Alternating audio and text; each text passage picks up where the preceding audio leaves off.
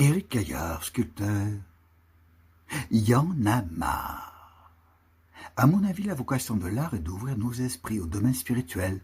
En un mot, d'élever l'homme.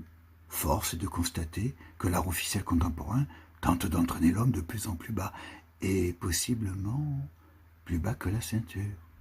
L'Urinoir de Jacob de Lafont ne vient-il pas d'être élu œuvre la plus représentative du XXe siècle?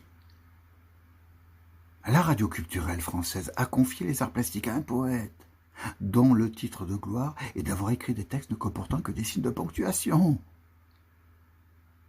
Un poète secondaire avait déjà maladroitement dit « Les chants désespérés sont toujours les plus beaux ». Alors quoi de plus sublime que SOS? Il n'est donc pas étonnant que ce poète ait choisi comme porte-parole un peintre qui continue à faire des bâtons, comme lui avait demandé sa maîtresse de maternelle. Les pouvoirs publics, en abandonnant leur rôle d'éducateur, de promoteur, des plus hautes valeurs, ont tué l'art, d'une part en abandonnant les véritables artistes, et d'autre part en soutenant ses adversaires. Une énigme demeure. Comment est-il possible pour l'État de faire croire à un homme normal qu'un urinoir, même idéal, standard, a la même valeur artistique que le David de Michel-Ange? À moins que cette simple constatation montre à quel point l'État peut manipuler des consciences. Autre exemple, il suffit de jouir d'un pouvoir médiatique pour que des objets, majoritairement utilitaires et artisanaux, qui ont acquis une charge émotionnelle due à leur âge ou à leur exotisme, mais qui n'ont jamais été, sauf de rares exceptions, des œuvres d'art, constituent les arts premiers.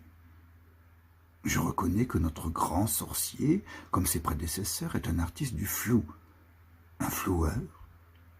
Soit disant que nous sommes à l'ère du virtuel, où la réalité n'est qu'un rêve parmi d'autres.